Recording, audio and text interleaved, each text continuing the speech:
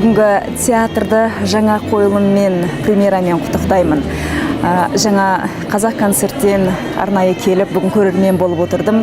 Күйбең тіршілікпен кейде осындай бір мәнді, мағыналы дүниелерді көруге қол тимей жатады ғой. Бүгін неге арнайы уақытымды бөліп келіп отырмын.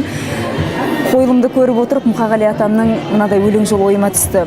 Махаббат бақыт емес қонатығын, түлкі емес ойдан қырға шолатығын.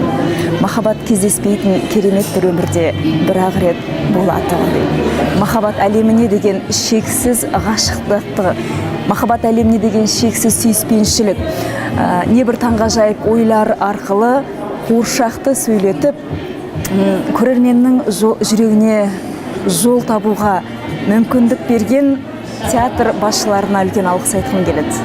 Маған өзіме ұнады, жақсы демалып қалдым. Режиссердің еңбегі көрініп тұр.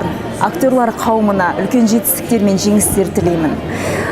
Осы қуыршақ театрының әлде де алда осындай мәні жоғары, мағынасы маңызды, көрерменнің жүрегінен орын табатын жаңа қойылымдар күтеміз. Құттықтаймын.